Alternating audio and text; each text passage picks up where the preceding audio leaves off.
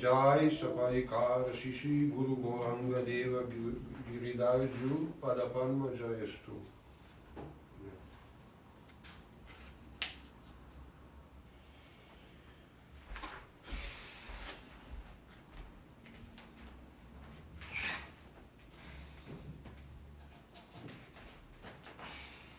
What would you like to chant? The first song, The first song. For the evening prayer. The pages, the evening song. No? The evening song? Oh, I don't know. these are page 77. Dainya Partana Gigi. Do you have cartels? Yeah, they're right here. I don't know. Oh, yeah, yeah.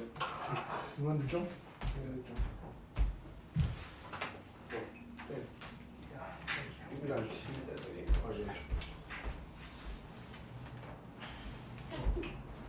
Kabe Sri Chaitanya More. 77.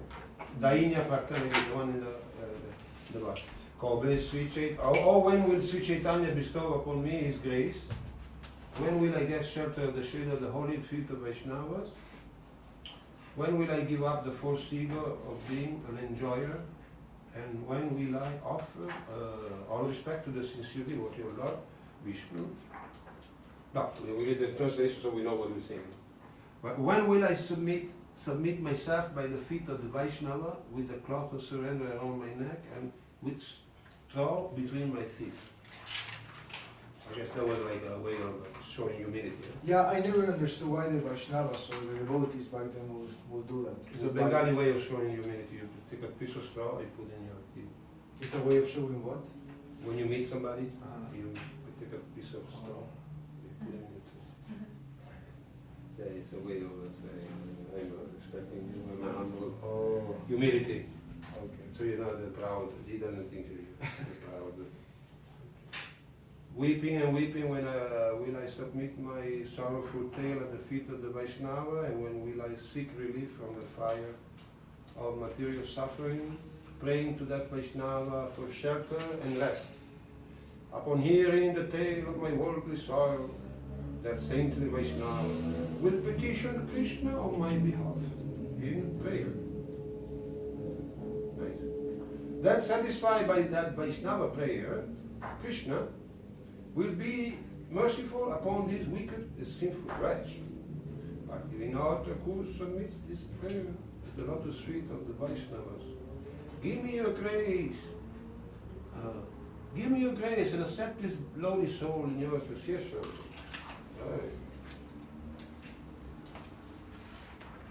Right, pray for me. Kave Sri Chaitanya More. Kori Benadaya. Sri Chaitanya More, Kori Benadaya. Kobe Hame Paibo Vaishnava Padachaya. Kobe Hame Paibo Vaishnava Kobe Ami Chagibo Vishoya Bimano Kobe Ami Chagibo Vishoya Bimano Kobe Vishnu Jane Ami Kori Goswamano Kobe Vishnu Jane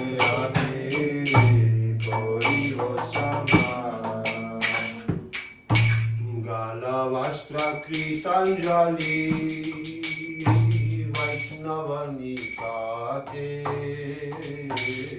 Galavastra Kritanjali Vaishnava Nikate Dante Trina Koridadai Bodhisattva Dante Trina Koridadai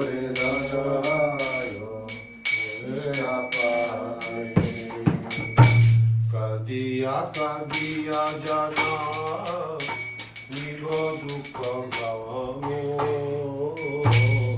Kariya kariya janai dukkha Samsaraya nala hoite magi mudikamo.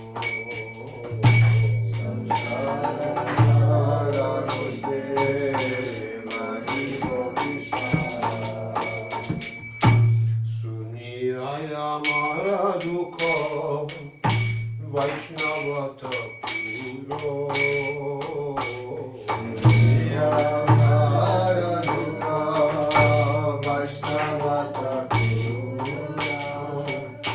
Rama lagi Krishna ave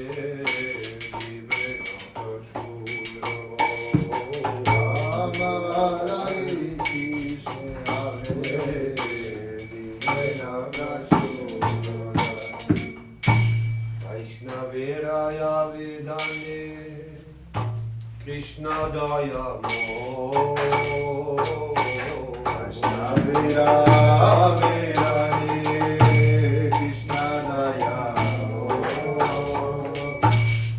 Eno gamara prati yovena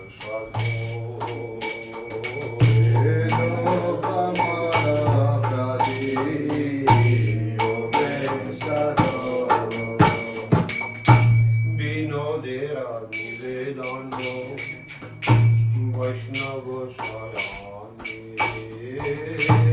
Vinodera nivedano Vaishnava swarani.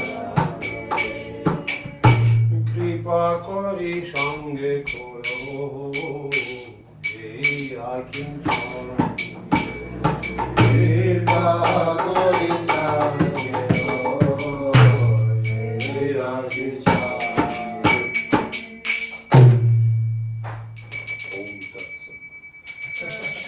Good. Two, it's clever. Say, pray for me. I don't have to pray, no? You pray for me. Oh, he Bhaktivinoda Thakur? You see how smart it is. No? Yeah. You go to the waist now and say, you pray for me, no? No, I don't have to chant to do anything. What does that mean, Om Tak Sat? It's in the Gita, 17th chapter. What does it mean? Sat means existence Oh, and eternity. Om, you know, Om. yeah. O-A-U-M. It's written A-U-M. Yes, But you pronounce Om. yes. A and U pronounce Om. Yeah, Om that's means the correct way. the universe, no? The whole God, Yeah. Krishna.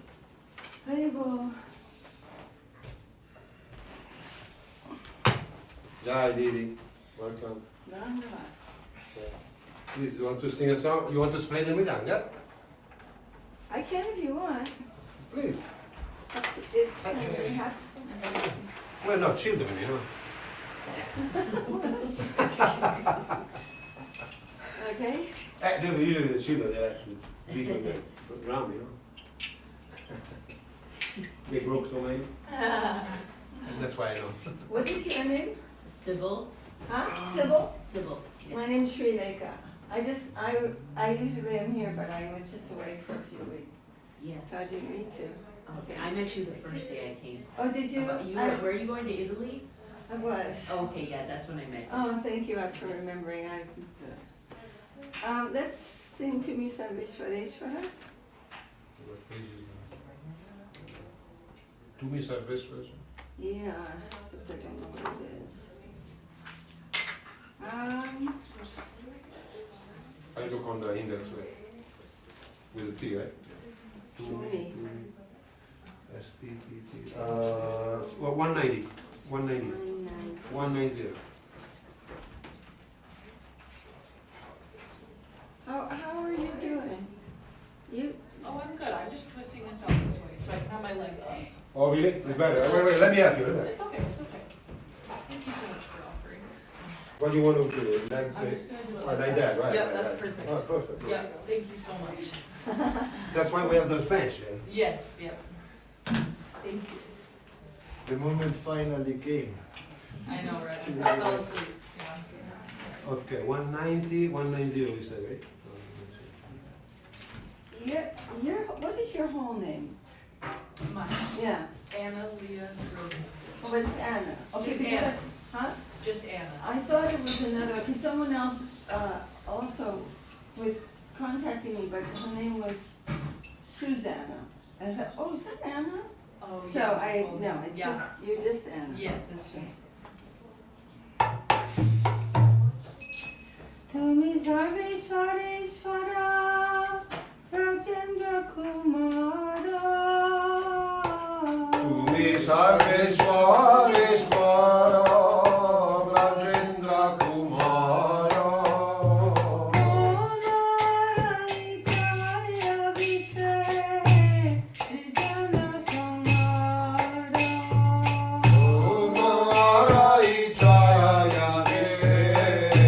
Sridhana Samara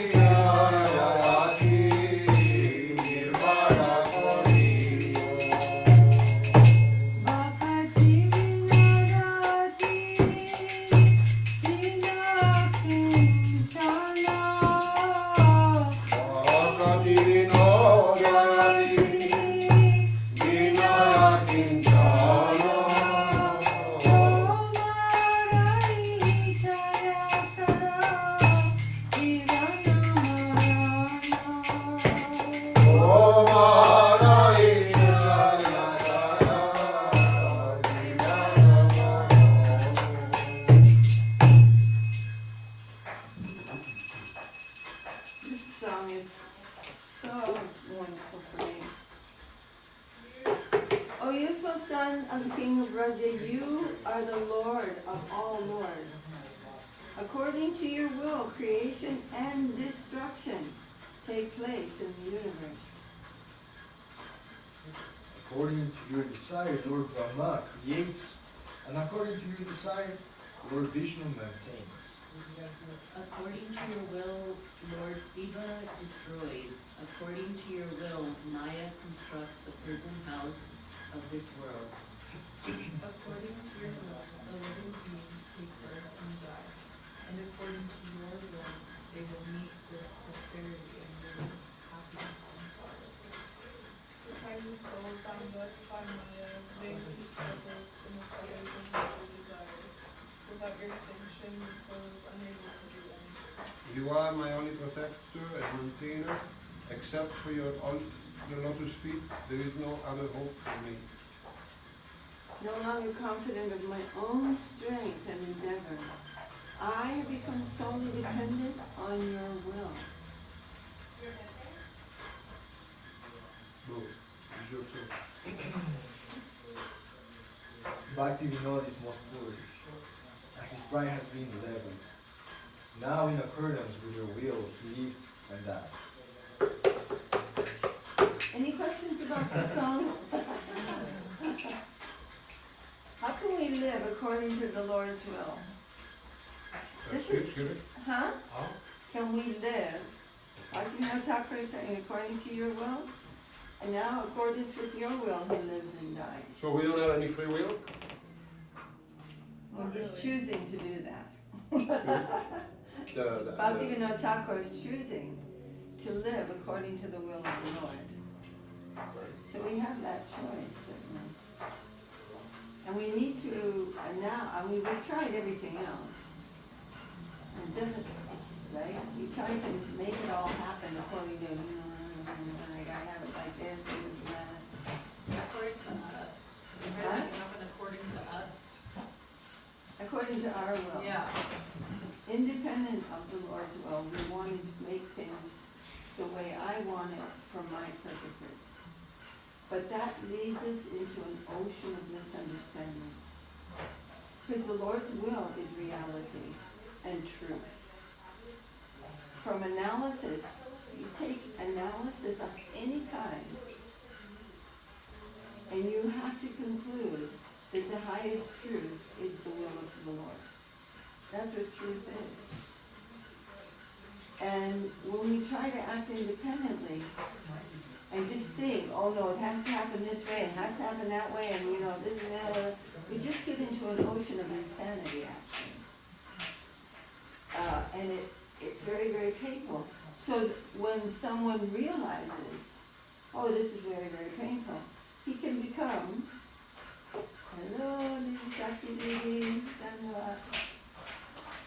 You can take different kinds of paths to try to figure out how to make the material world work better through the mystic yoga system or the path of religious advancement within the world.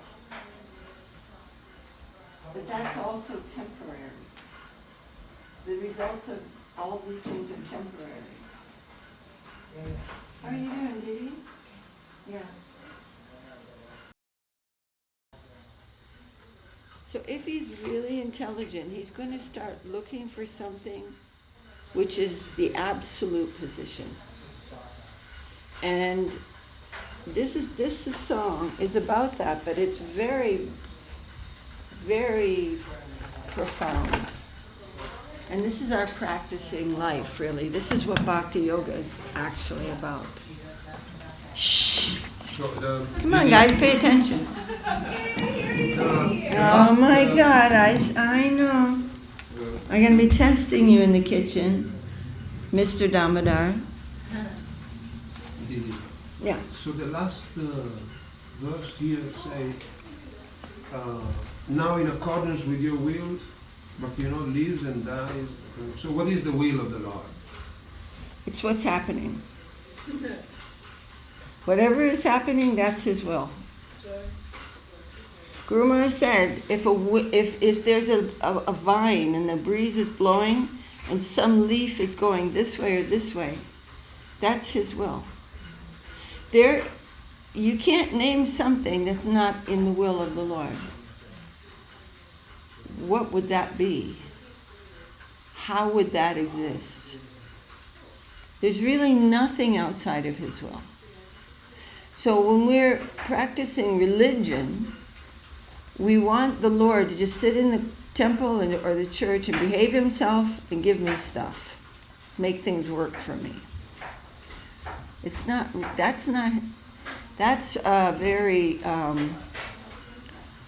very polite relationship with anyone, right? I don't expect that of anyone, right?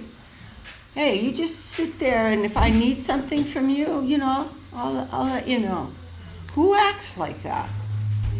And yet in religion, that's how we're approaching the Lord. So now Bhaktivinoda Thakur is saying, no, you're not doing anything wrong. I don't need to tell you what to do for me. You never do anything wrong. Everything you do is perfect. But how can we see that? It's a practice. That what is coming to me is good. It may be on some level bad. Some bad person might be involved. But why is that coming to me? That cannot be bad. And when we bow down to that, the Lord can actually show us something. He can actually show us his vision. His perfect. He wants us to be free from all this like nightmarish illusion of how we see things in the world. And so this song is about that. He's saying Brahma creates this world, Shiva destroys it. Say Brahma's good, Shiva's bad. No, it's all according to his will. And he's saying Shiva destroys, Vishnu maintains it. How come this body is staying together? What's causing it to stay together? It should just fall apart, right? It should just come apart.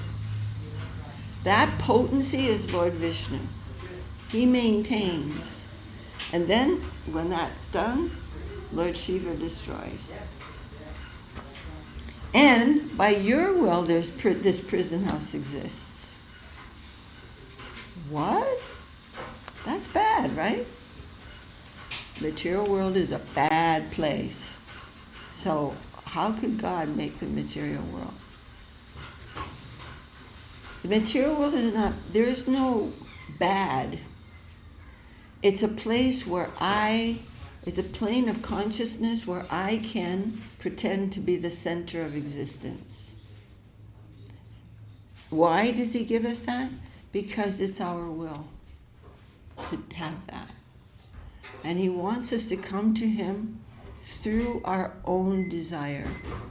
He's not forcing us. So there's always free will. But that's, now he's saying the living beings take birth and die. Birth, yay, die, bad. They're both according to his will. And they meet with prosperity and ruin, happiness and sorrow. So this is a really tough thing for us to chew on. That when it's good, we say God is good. And when something bad happens, then that's not God. He wouldn't do that. But we don't realize that we are in a position where we need to be adjusted. We are in maladjustment, and all these different things are coming to adjust me, and my reaction to them is my habit, my mental habit, my prejudice. Whereas there are great souls, we know about them, we read stories about them, we read the histories of them, that no matter what is happening, they're weeping with joy. Because they say, oh my Lord, you're arranging this. and they're feeling that. And there's nothing wrong. So this is so profound, right? Come on in. You know.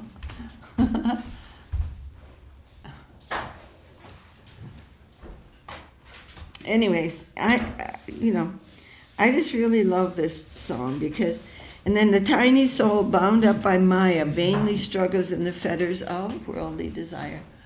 Oh, I didn't recognize you at first. Is this your first time that you ever came here? Yes. Oh, what's your name? Andrew. Andrew. How do you do?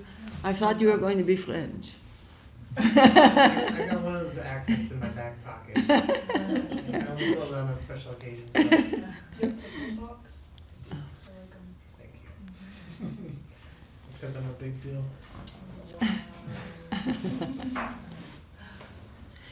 So we're reading a song on page 190 in the songbook. 119? 190. And then we're reading the verse number 5. And the Lord, Bhaktivinoda Thakur is saying, without your sanction, the soul is unable to do anything. So what if I come up to you and I'm super rude and I hurt your feelings and I do something really rotten to you?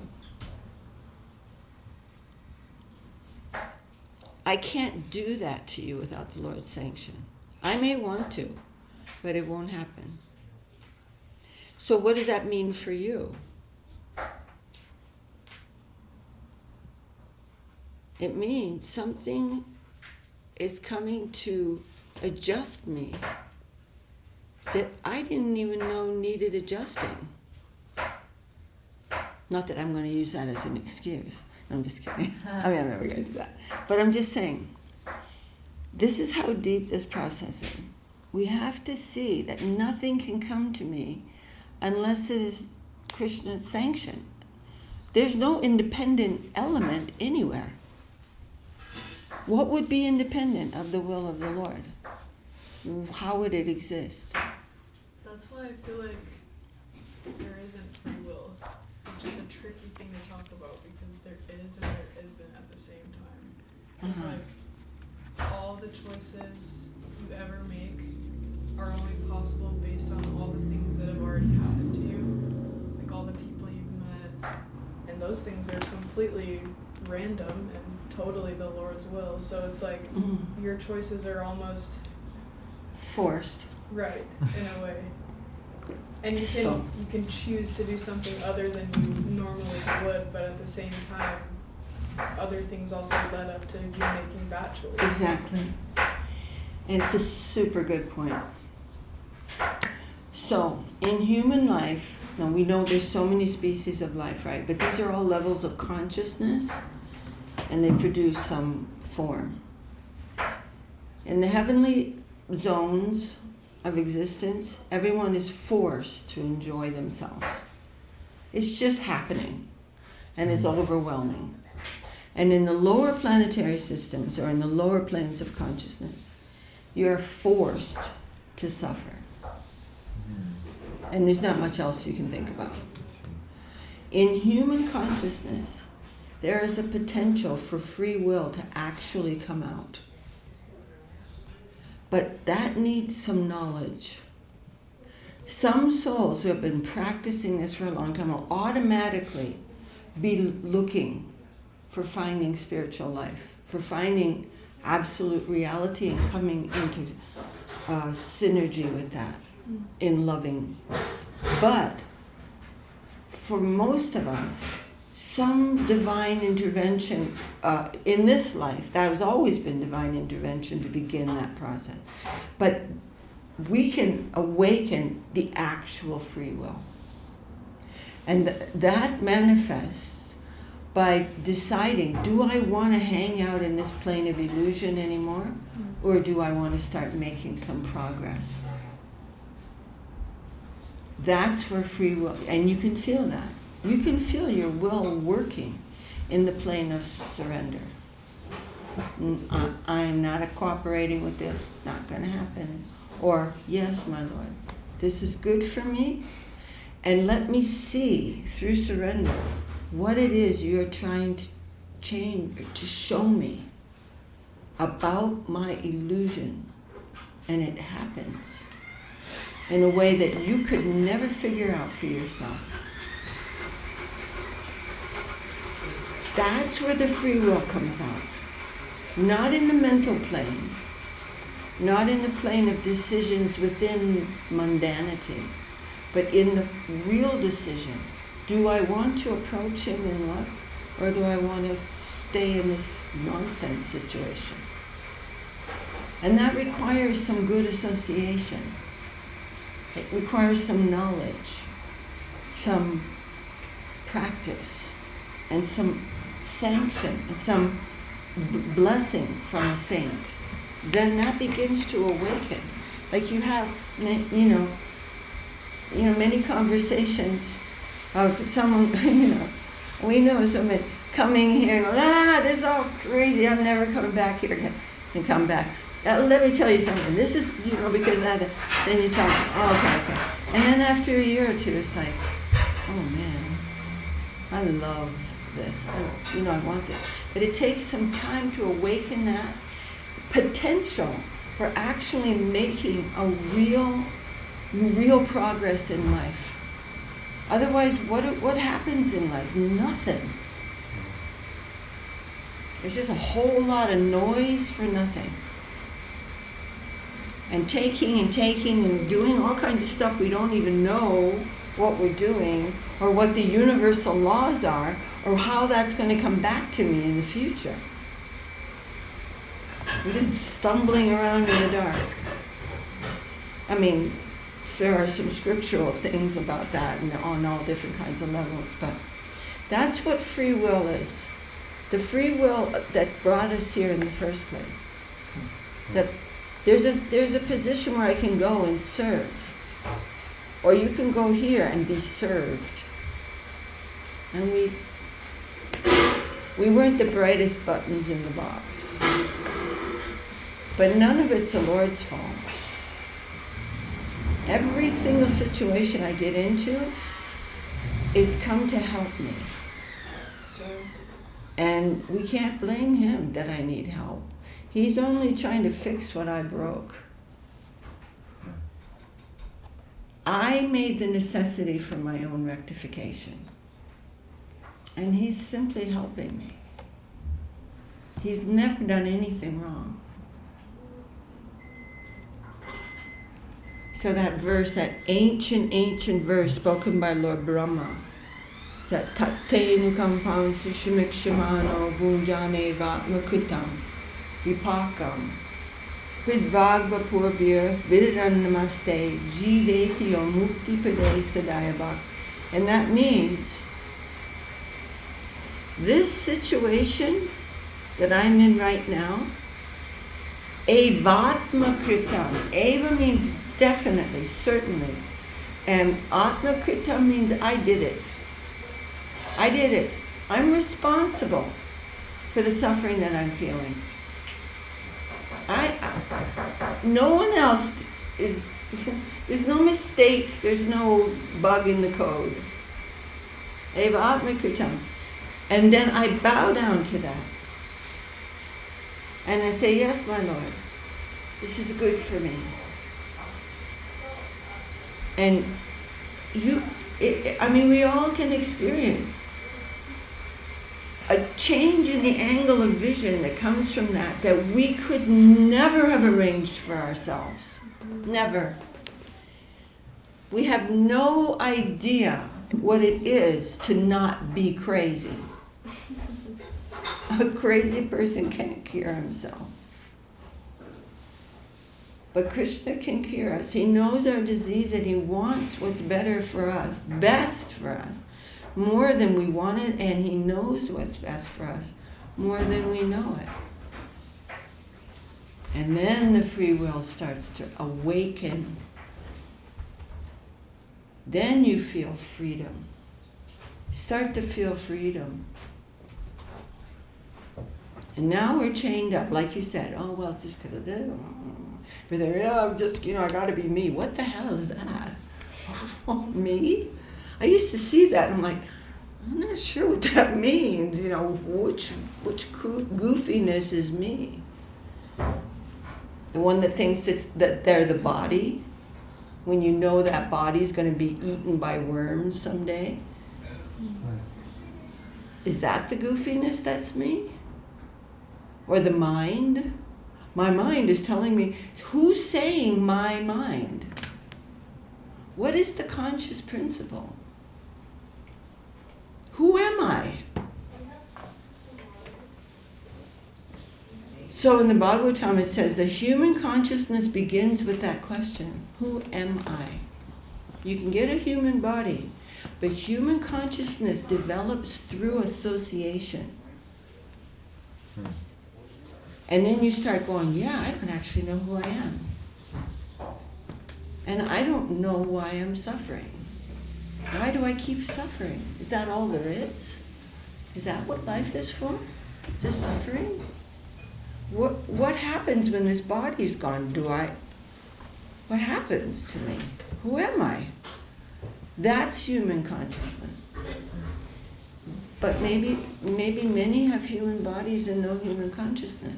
So that can awaken us in us through saintly association. Any other comments or something to add about that? Yeah? I got a little bit lost when so it was describing that then everything is the will of the Lord. Mm. Because the people that we meet, everything is the will. Yeah. But then I think, so if the Lord knows us better than we know ourselves, and wants the best for us more than we do, why would He want at some point that we separate from Him in such a gross way that we decide to be the enjoyers? So No, was that that's His your will? free will. Is that That's the free your will free of, will. like, your That's ego? where your free will comes in the very beginning. When as soon as you became aware of yourself as an individual, the soul comes from the non-differentiated plane, the Brahman plane. Did you want to say something about that? You can continue, but I do want to say something when you're done. Yeah. So we are coming from we are Tatastha. The soul is Tatastha. Tatastha means not here, not there. It's like the shore of the ocean. It's not land, it's not sea. So we are in that central position. And before we came into the plane of time, we became aware of ourselves as an individual. And there is some choice there. And that choice is inherent in us. And we had that decision to come to this plane. And we can understand that through surrender. We can begin to see how my choices are happening within me. We can't deny that I'm making choices. It becomes more and more clear that I made this choice. Hello.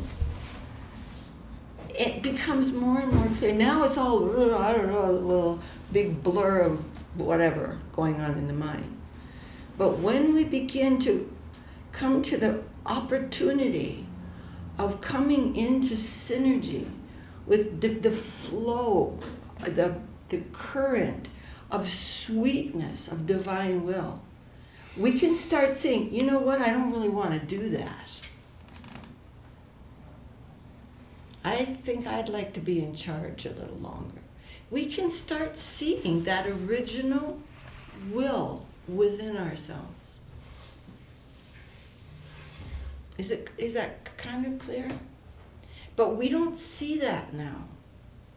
We're too, like you were saying, we're too conditioned. We're like bound up by so many,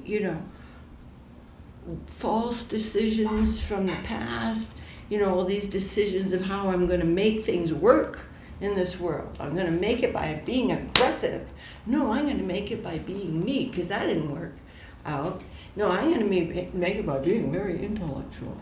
And we make all these decisions, and that's our personality. But it's not really. It's a material decision to take shelter of a certain type of illusion. Was that too convoluted of an explanation? Huh? Can I add something? Yeah. In my experience, I feel like if we're talking about the time frame of like, okay, you're birthed into this body, your soul knows a lot of stuff, but it's a new human experience, so just like a child, you're gonna test your boundaries and feel like you can make all these choices for yourself. Yeah. And yeah, it seems in the beginning like it's completely up to you. But then in my experience, when I'm making that transformation to starting to think about spiritual life, now that it seemed like that was meant for me to endure the suffering that I created for myself, so that I would feel like there would be a reason to turn to something higher. So then that makes me think that my free will wasn't ever my free will all along, Does that make sense? Maybe I'm not quite catching it. I mean, I do see what you're saying. Yeah.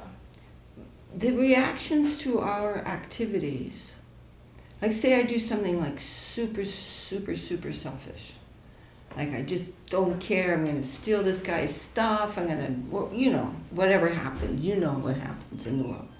You do something, you're going to get a reaction for that. Right? As you sow, so shall you reap. You're going to get that feeling. You're going to feel what you made that person feel. There's no way to avoid it. Plus a little interest. Now, we made that necessity, right? But it has come in a magnanimous mood to rectify us. That has come in a loving mood, just like a kid. You see some kid and he's standing in the corner, and the mother's like, "Don't you even think about You think, wow, she's being mean." Somebody else might say that much. Nah, she should throw that kid off the mountain. Just a little rat, But what I mean to say is, you're right. All these things have helped us to become aware. But that pain and suffering has also been caused by myself. And in that, and in good association, it made me aware. So both of those things are happening at the same time. Our free will, without free will, there's no individual. You have a bunch of things with no free will. What do they call them? Robots or something. But we know we are individuals. And there was one girl when we were in Thailand one year, and she wanted to go off she wanted to just go off on her own and go up to Tibet. She was a young Chinese woman, like in her early 20s or something, and just go off on her own. And our friend was just telling, he had brought a bunch of girls to like friends to Thailand to, for like a festival. And he was saying, no, look, I'll give you the money, you go there in a safe way. And she's like, look, I got free will, okay? I can just do what I want. And then he told me to talk to her, because he was getting really scared, because there are all kinds of kidnappings happen from people, and you don't get found again. And so I just told her, like, if You have free will to jump off of a roof. But because of your foolishness, your free will be very much reduced after that. Because you won't have any legs that work. So our decisions are reducing the free play of free will. Right? That's our doing. And you can even go into other species where free will is very much reduced. I'm almost feeling like the Lord's will is occurring at all times. It always has been and it always will be. But then in our own free will, like we have the choice and the will to act in the name of the Lord or in the name of ourselves. So there's almost like two sides of that free will, right? And it's almost like I know the feeling of acting for myself and for my own will, and you almost get like that nagging just like in the back of your head that's like, what are you doing? This doesn't feel right. This isn't right. And then when you do act in the name of the Lord, you feel so enlightened and cradled and guided, and so it almost feels like your own will is so beautiful for that reason, right? Because you can almost like harness the Lord's will and open yourself to those messages that have always been there. Yeah. But you're just like keyed to them now. Yeah, it's a beautiful thing that you just said, Anna. It's astonishing for me. We want this independence. We've gotten this idea that I have to be big. There's a few things that really trap us in illusion. Kanaka, Kamini, and Pratishta are the big ones. Kanaka means I gotta have a lot of stuff. I want money, I want stuff. I want a couple of those and a few of them. I mean, you know, you read all kinds of story about the really, really wealthy persons in this world. And it's very hard to remain sane in that kind of position, right? So that's Kanaka. Kamini means romantic love. That's a big one. It's a really, really big and deep thing. And the other one is Pratishta, and that's the hardest one to overcome. I want to be admired. I want others to give me all the thumbs up that they can give me. And, you know, we become like so addicted to approval that we're like going mad. You know, when I was growing up, you got approval like a few times a year, maybe on your birthday or something. But now we got to have approval every 15 seconds, you know. Those are really deep. They're very, very deep problems. And when we are feeling disappointed or frustrated or angry or anything, generally it's because one of those things isn't happening the way I want it to. So those are the times when people can lose their sanity because refusing to allow that to flow and just letting that happen with humility. Those are the ones that can cause you to go cuckoo. But that is a very bad situation, and we should be aware of it. The really hard things that come in our lives, we must bow down to those. And let those deep roots be uprooted. They keep us in this world life after life after this imagined need for constant respect and approval keeps the soul bound up life after life after life. And it's completely unnecessary.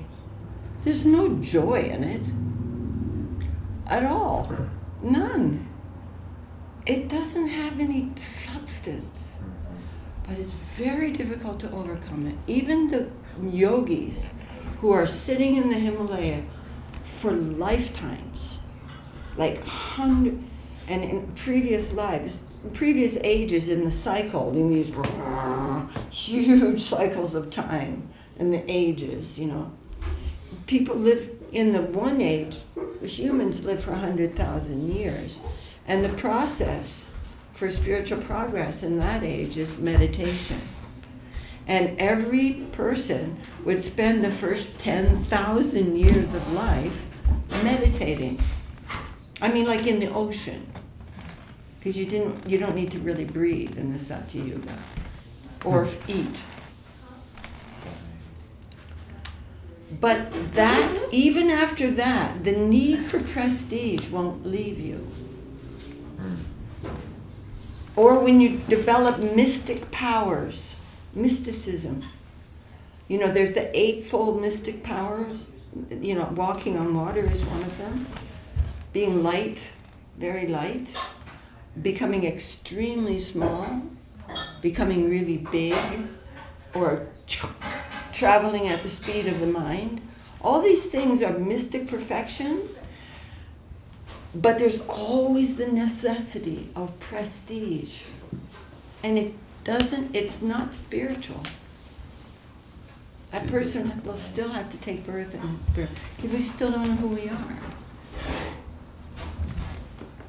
So, it's really important to develop this habit that when some things will just keep happening to you again and again and again. Why does this keep happening to me? Because you're not learning. You're not accepting the change of perspective that will come simply by accepting the situation. So it's going to keep happening. And I know I'm the worst. There's a certain person that keeps sort of coming around my life that is so difficult for me to be around. And I know fully well, because there have been times when I have just said, my Lord, this is good for me. And all of a sudden I'm like, you're the one with the stick. I'm the one causing the problem. But then my ego is like, argh. So it takes practice, and it's not easy. It's not easy to blame yourself for the problems that are in your life. Am I right or am I right? It's really hard. We always you're like the kids, you know, who playing ball, throw the ball through the window, and they're like,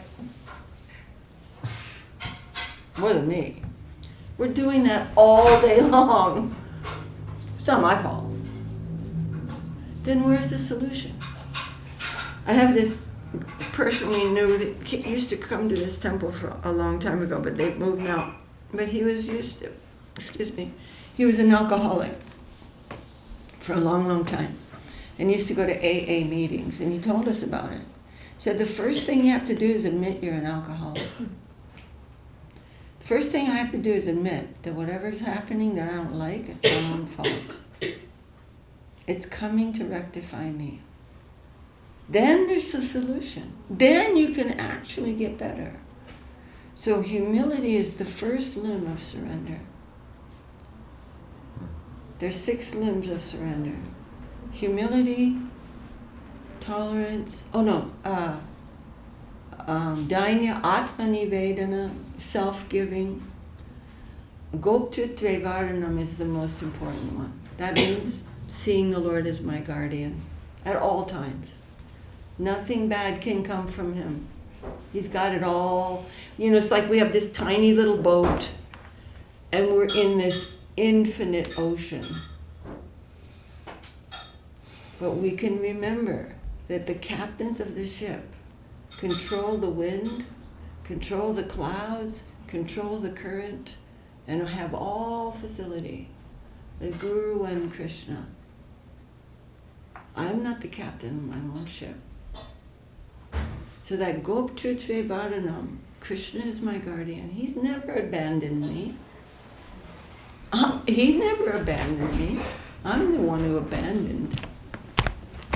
And then there's acceptance of favorable activities in devotion and rejection of things that are going to take me down the river.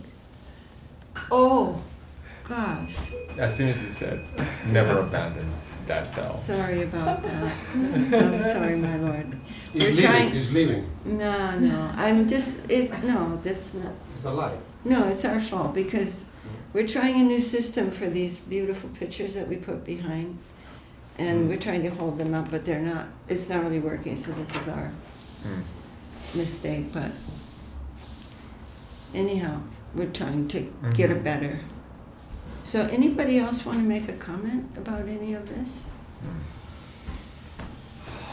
I would. When you were telling the story of that young woman in Thailand, it just really struck me because I've actually been, this last couple weeks, knowing that I need to go to the desert by myself. And I'm going on Monday. And it was an interesting battle in my mind. And I did feel like I really came to terms with the fact that I know that I need to go. But then what you just said kind of freaked me out. But it's not, no. It's obviously happening for a reason. Yeah. So, I don't know. I just want to open that up for anyone if they want to talk about their own experiences or whatever, but basically just, I mean, you know that situation better than I do. I would never spend time in the desert. It's just like, I mean, if I have to, I'm going to accept it, but the desert is not my. But this situation of her going on her own, like just making her way along those roads where kidnappings happen all the time. So I don't know the situation and if you go out to the desert, like what kind of things tend to happen. I really don't know. I mean, you would have to assess that. yeah. What's your intention for going to the desert? My intention is to face my mind and the pain that it causes me all the time. Just like me subjecting myself to all these ideas of everything that could go wrong and every way that I could get hurt, or just things that really make me suffer a lot. And I think that those things are really like rooted in my childhood and just like the way that I grew up believing what I do and don't have power over. And so it's kind of just an opportunity for me to let go of wanting to have the power and just like surrender myself to whatever's gonna happen, because I know it's gonna be the best thing for me, and I know I have to go out there and do that. So it's kind of just like I'm gonna go out there with little to nothing to do and just sit there and think and see what happens.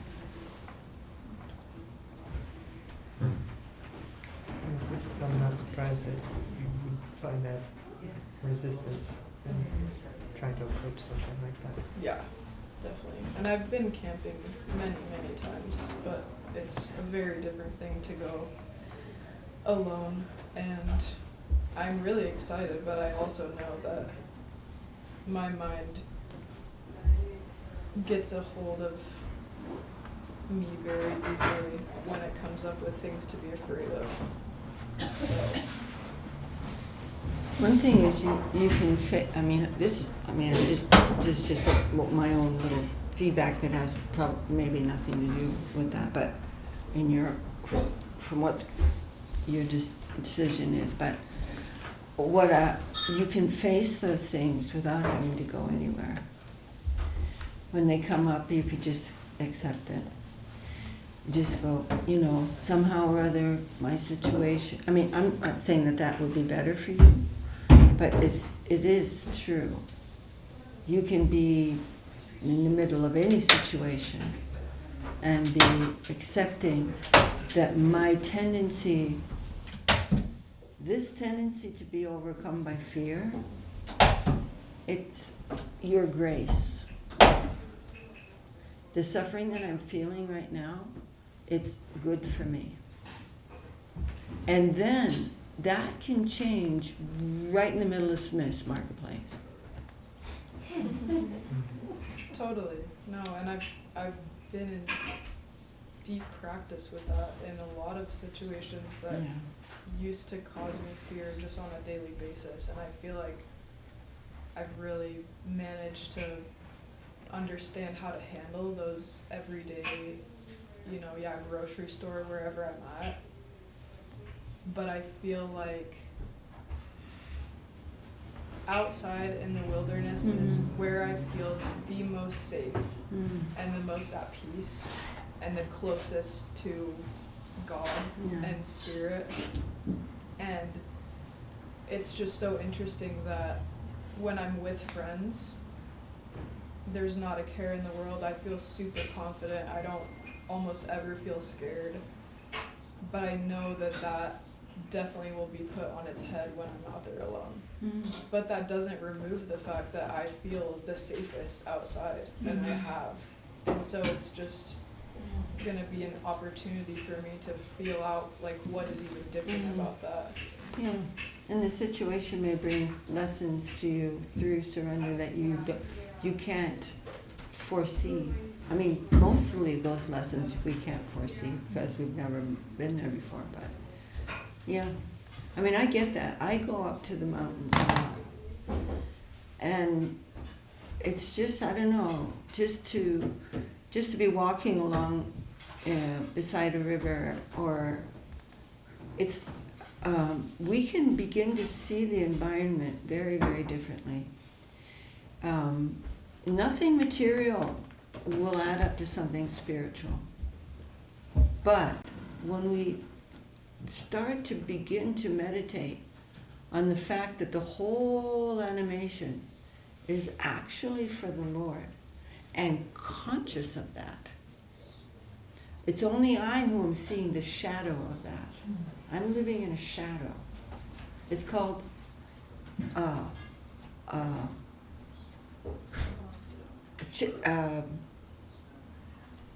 what is it? A chid abbas.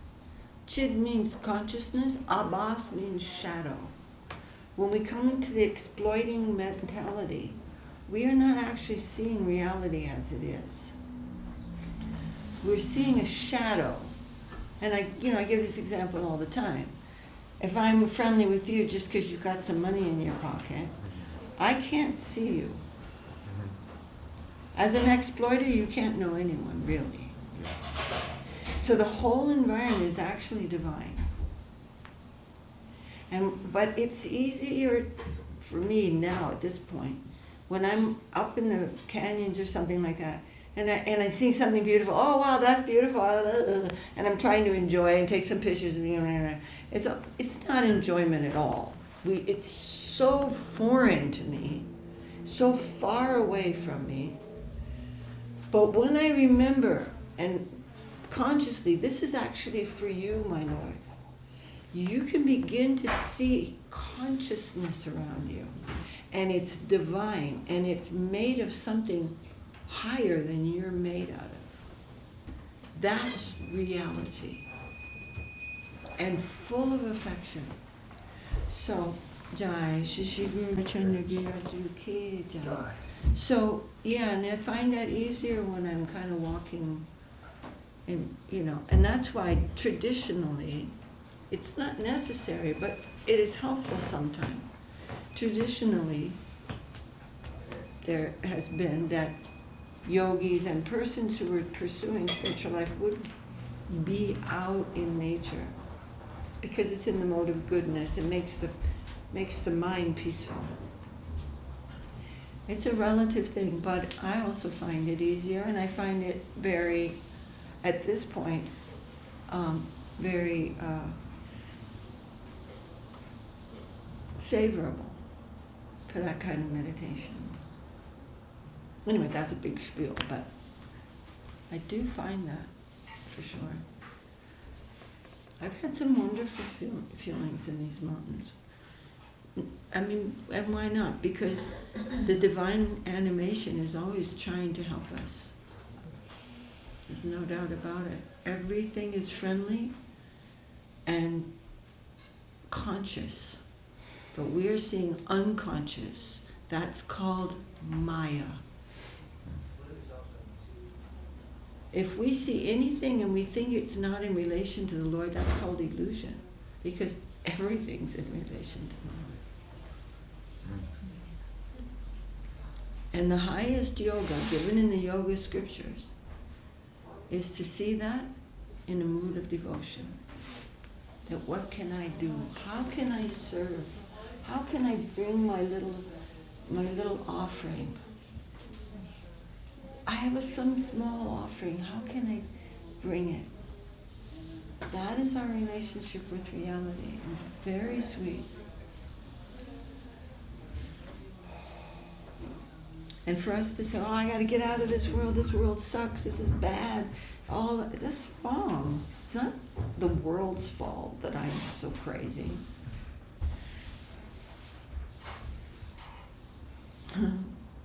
Anyone else want to comment about anything? Until what time you going on with the Usually we continue until the offering. Oh. Until the offering is made. Ananya Didi? Yes, ma'am. What time will the offering be? 8. Okay. Should we sing some more songs, or does anyone want to say anything more or add anything more? Okay. Why don't you pick out a song? But it's sure, no questions? Questions are really welcome. And you can... Jagoranga is a question. Jai Gauranga Prabhu. Well, it was more of like a reflection, like a comment perhaps. Okay.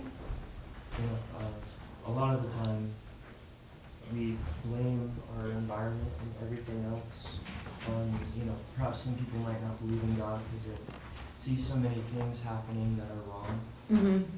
But I feel like it's like a collective reaction of our free will. You know, as human beings, we go around. This is true. We make This is our own confirmed in the... free-willing decisions that impact others in the suffering sense and ourselves personally. And I feel like, you know, that's my comment. Maybe we could talk about that. Yeah, and I mean, it's horrible. The plane of action and reaction and birth and death. I mean, it's like, you do feel compassion, right? I mean, if our gurus didn't feel compassion, they wouldn't even come to talk to us and try to help us and give so much grace. But at the same time, when something comes to my purview, when something comes on the plane of my consciousness, in the field of my consciousness, that is necessary for me. Sometimes you hear about something happening that's very violent or really, and somehow or other you don't want to, because I'm not on any social media. I'm not interested in, I don't want to know, really. But sometimes you know, it just comes to you, and it may be very disturbing. And then you just, yes, my Lord, you want me to feel this and to know this, and I bow down to you. How this can change how you see things, you will not believe, and you cannot change that for yourself. You don't know how to. It's like doing surgery on yourself. You don't even know what you're doing. You don't even know what's wrong. To speak of how to fix it. Didi, so I wanted to ask you something, because we see this in the story of Buddha, for example. Recently was a Buddha Purnima. No? Huh. So as soon as he saw a dead body or he saw an old man, it was the first time, because his father organized for him a castle with heaven with all the beautiful things. He never saw any old man. So as soon as he went to the city, he saw old people, a dead man or a sick man. He immediately became disgusted with the world and dispassionate. We see so many old people and we see so many dead men, so many dead relatives we have, or friends and stuff, but we don't become dispassionate. How come? Why he just in one moment, he became he left the whole world. He was a prince, the story. And he Yeah, left his wife, then he became a monk. Yeah, became but what are very you monk. doing? Huh? You're practicing your spiritual life. You are affected by that. You have been affected by But that. I didn't become a monk like him. Yeah, but you I don't- didn't give up my house, my wife, Well, my that's, family. okay, I mean, I totally understand what you're saying. Suddenly, I just want to kind of change that a little bit too. But, look, so there are many Buddhas. Buddha means wise. There was one Buddha who was the incarnation of the Lord. But there are many Buddhas who are not. They're called Buddha by the people. But this person who just wants to renounce the world, like, this is bad, I gotta get out of here. This is like the logic of half a hen.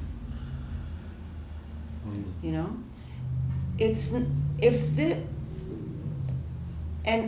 So this one, there's one Buddha, one guy called Buddha. He's preaching impersonalism. No, but I'm not. No. I'm not talking about What that. I My mean question is- was different. Yeah. But the Buddha, who is the incarnation of the Lord, he did not renounce like that. That's not him. So those are, I understand, those are details, but my So, question no. was, why doesn't we don't get this passion by seeing the suffering of this world? And why great soul, forget about Buddha. Great soul, as soon as they see suffering, and they, like you say in the beginning, that the spirit soul in advance, they can go to a spiritual life because of many lifetime, they've been practicing. You say that in the beginning, right? Yes, but what I mean to say is, when you take Srila Bhaktivinoda Thakur, he has no mundane connection at all. But he's not renouncing. This is what my point. His symptom is not, I'm giving up everything and going away. It's not actually the symptom of a Vaishnava. He may interact in the world in so many ways, but internally, he has no sense of possessiveness. He's doing everything in service. So that's the fact of giving everything up instantly, that's not But necessarily you say that there is highly suffering in the world. advanced. You were saying that there is suffering in the world. Well, that's for sure. This is how you started your class. Yeah, we are suffering, right? Okay. Well, I don't see the suffering. I still feel that I want to enjoy the world. You don't see suffering? You think people No, as like? long as I'm healthy, I have some money, Oh, you I'm mean young and healthy and beautiful. you're getting old, Jayant. Huh? We're all getting old. If No, somebody it's- is 6 years old, they've been dying for 6 years. Old means like walking with a stick, people have to take care No, of old you. means right before you die. Excuse me? Prahlad Maharaj said old means right before you die. You can be old when you're 10 years old. Okay, so these are details. No, but what I'm So why saying, some people see the suffering, they're very sensitive to the suffering of the world. I said, why some people are not? it's just compassion is a developed quality. And later on we may feel more compassion. But if you have something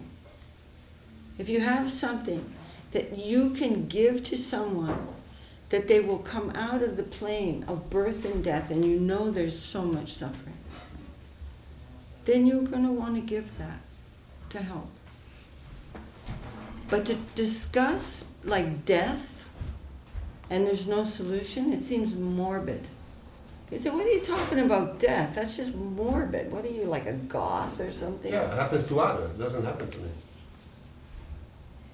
I can't, are you being facetious? No, I'm playing the how you say that, the devil. You're playing the advocate. devil's advocate. Yeah. But what is the devil saying again? That there's I no don't- suffering. Everybody dies around me, but to me, until later. I still have Alright. 20, 30 years. I can pay my mortgage, Okay. Okay, well, one time, No, No, in this- general people don't think like that. it's just a human quality to feel the suffering of others.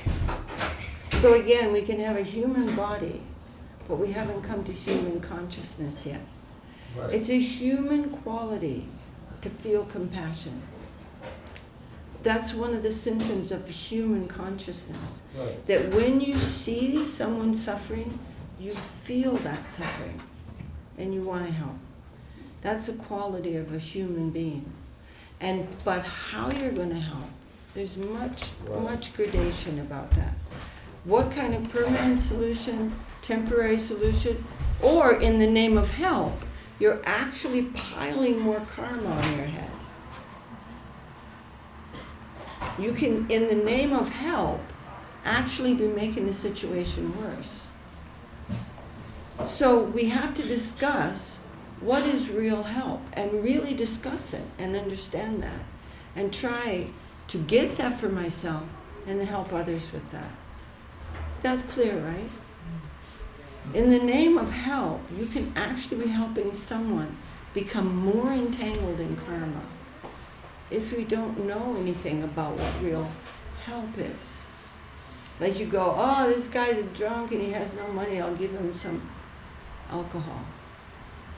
You're actually helping him in his going away from divine consciousness, and you're also implicated in that. So we also have to study what real help is and what real compassion is. And no matter what our campaigns and our whatever it is, we cannot challenge universal law. Universal law is just what it is. It's what it's going to be. It's a good idea to find out what that is. But this is a material thing. But still, it's something we should know about. Okay, Mr. Devil's Advocate. Is there anybody else who wants to ask a question? So it is hard to get absorbed in the suffering of others when you don't have a solution. You're just like, well, I don't want to know about it. Or I want to get mad and do something about it. But when you really have something that you can share and that you're practicing and you know that it is very, very profound and an ultimate solution, then you have something to give. Otherwise, it's some temporary solution that isn't really a solution at all. So those become a difficult subject. Anyone else want to add to that or anything?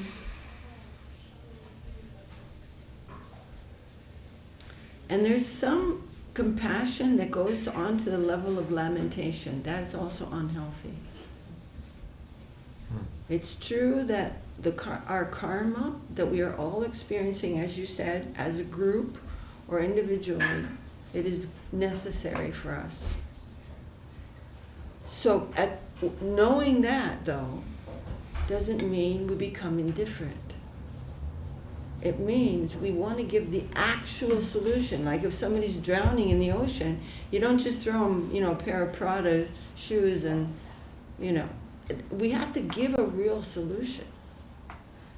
So there's another thing, not to be lamenting, but to be strong and to give something substantial.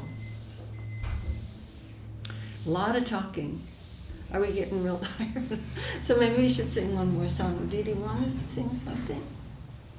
Oh, didn't Did you ask you? Anna to pick a song? Huh? No, anybody can. Yeah, she Yeah, asked yeah. you to pick up song, yeah. Yeah. Oh yeah, Anna, I forgot. She No, did. that's So okay. long ago.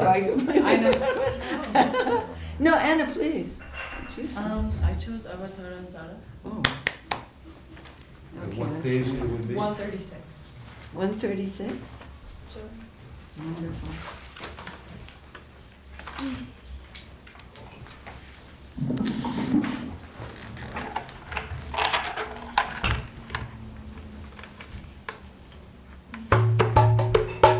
Do you want to sing it?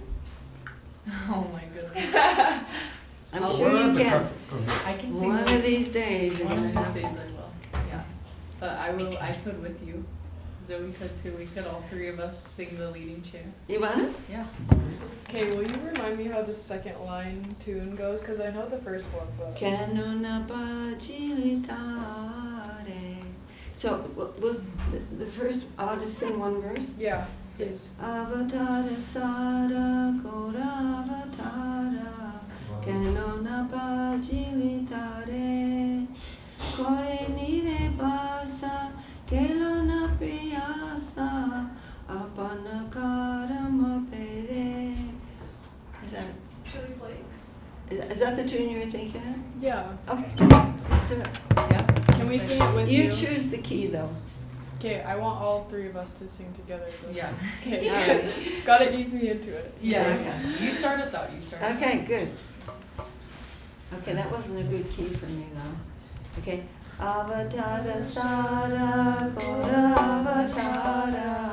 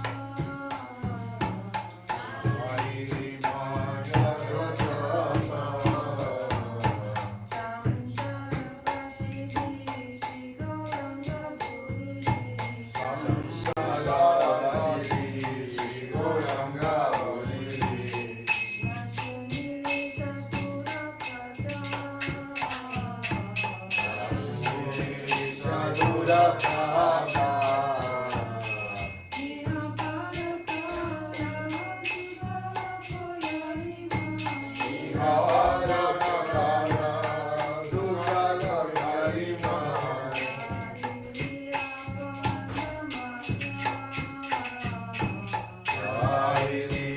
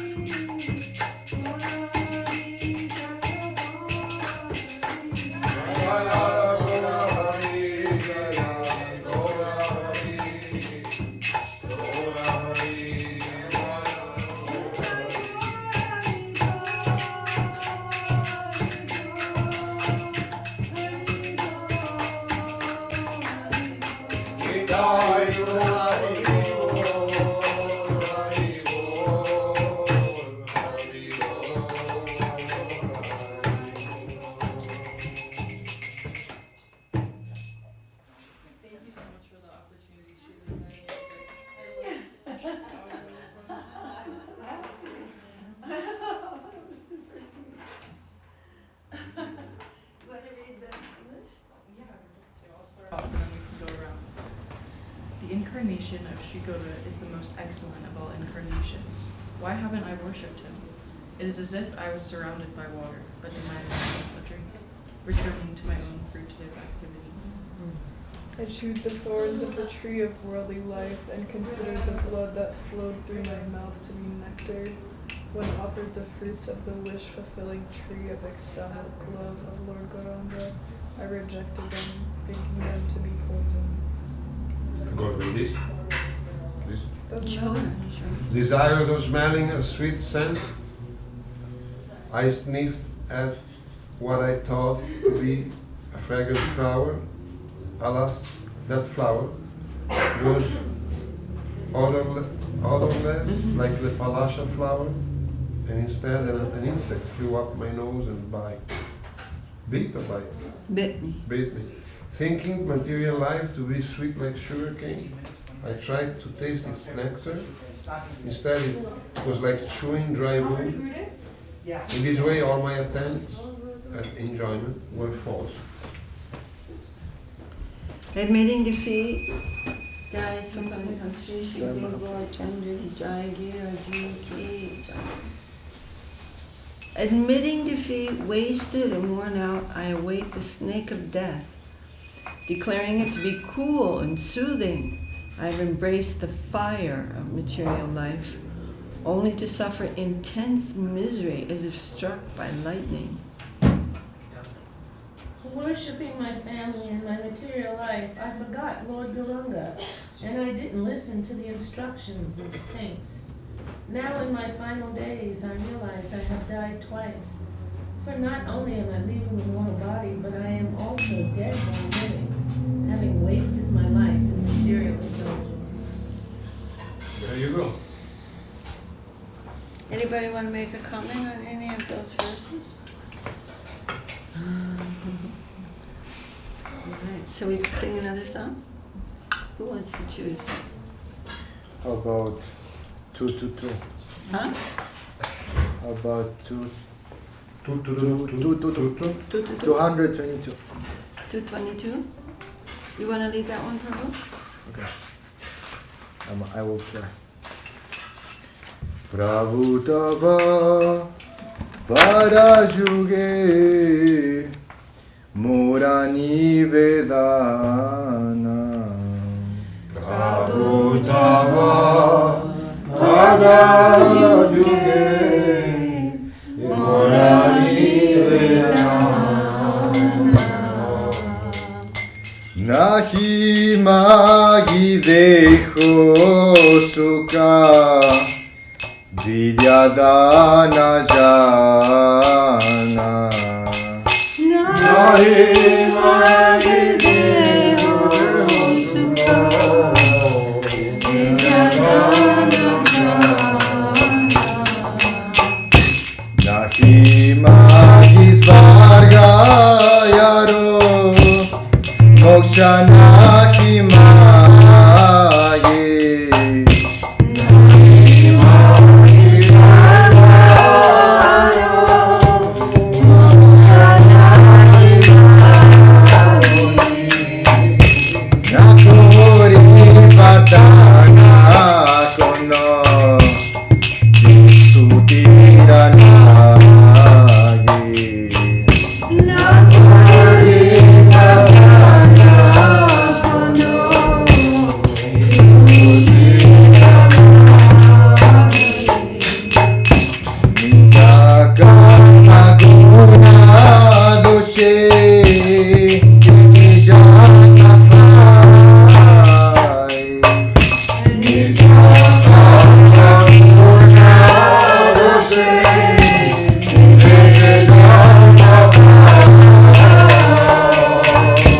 Jani jani kino tava namagunadai Jani jani kino tava namagunadai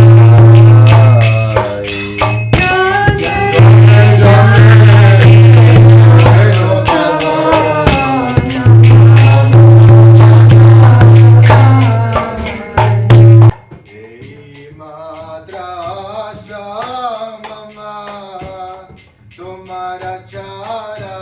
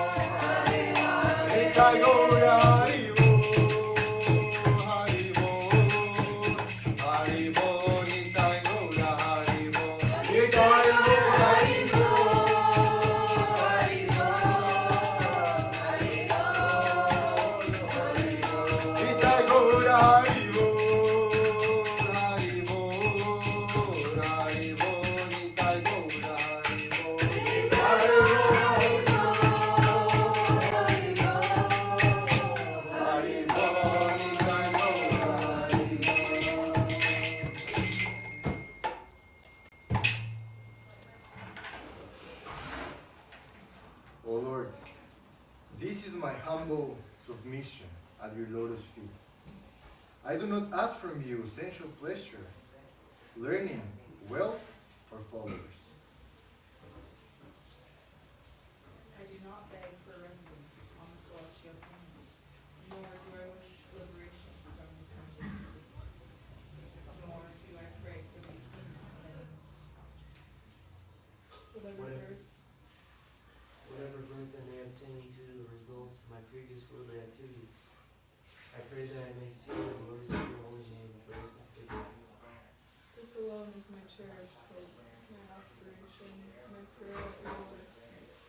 Let causeless and uninterrupted devotion awaken within my heart a fourth religion.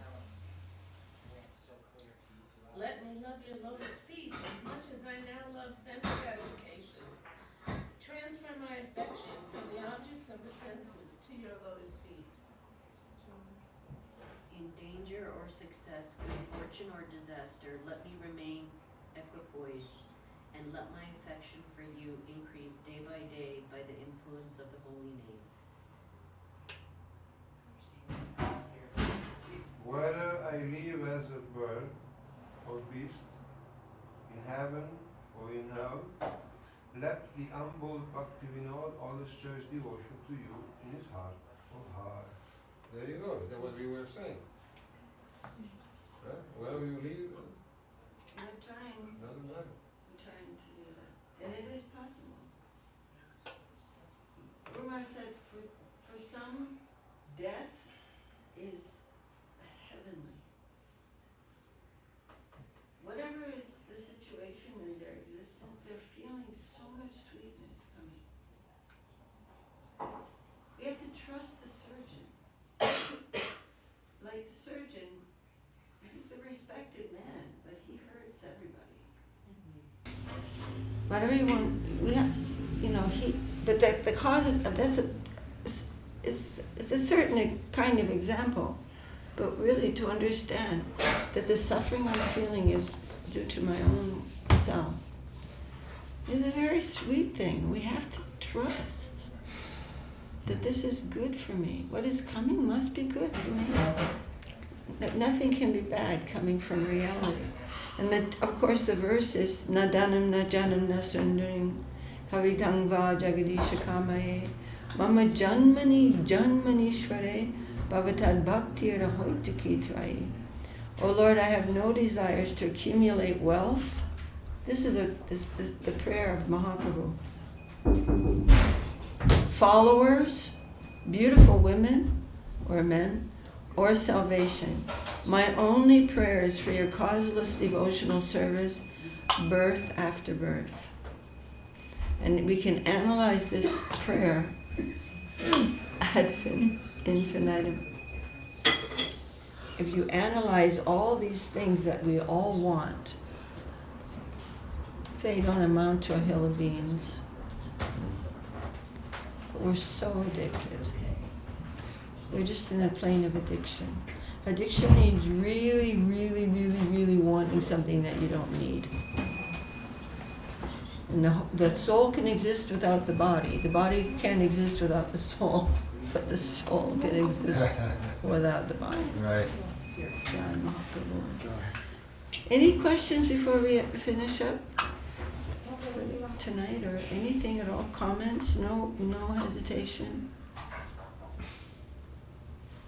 Did you want to say something, Didi?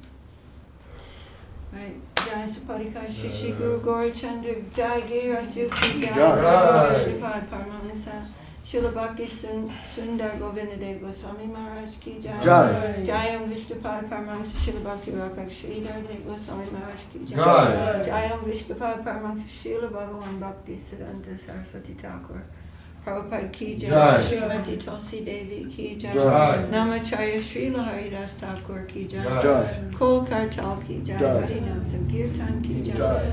Shri Chaitanya Saraswat Mat ki jai. Jai. Shri Chaitanya Saraswat Mission ki jai. Jai. Shri Chaitanya Saraswat Mission Friday evening program and all the sweet, yummy devotees and beautiful friends here. Jai. Ki jai. Jai. And Mahaprabhu's beautiful garden of all flowers that are growing for the offerings for the Lord. Ki jai. Jai. And Brajamohini Devi ki jai. Jai. Devi Shakti Devi ki jai. Jai. Nitai Gaur Premanand. Hari Hari Hari Ho, Ho. Srimati Srileka Didi ki. Jai. I was from London ki. Jai. Jai. Jai Gaur Premanande. Hare Krishna.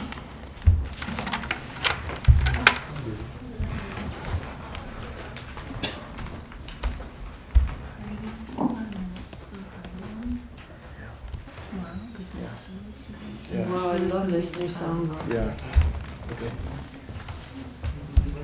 There's some You songs guys, that need we're that. having a Harinam Sankirtan on Saturday.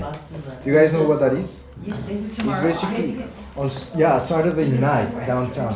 Harinam Sankirtan means like what we chant here but outside to distribute it to everyone. What time? 8 Where? 8 p.m. 8. Downtown 8 p.m. Ranch. on Saturday. Where? What? Monkey Ranch. Monkey Ranch? It's like a vegan ice cream place. That's where we're starting? What was that? At 8 p.m. Monkey Wrench, which is downtown, just look it up, we don't know Everybody the goes there address, at but it's a vegan ice cream shop. 8 o'clock? 8 o'clock, yeah. Alright. So Harinam And what's the Sankirtan? plan after that? Do After- we walk through the streets or something? Yeah, we do all the chanting out on the road. Lots of walking. Oh, so much fun. It's really, really fun. Yeah, we approach people, we tell them, we buy them, we share. Nice. You buy what? Invite. Invite. Oh, invite. Invite. Not buy them. We buy them Buy vegan them. ice cream. You want to buy So you guys, Andrew, you can come if you want. Kishu, you can come and experience this. Yeah, trying to put this guy down, so I can't go independently if he doesn't go. Yeah, you We'd can love come it, if you Kishu. want. I have other plans.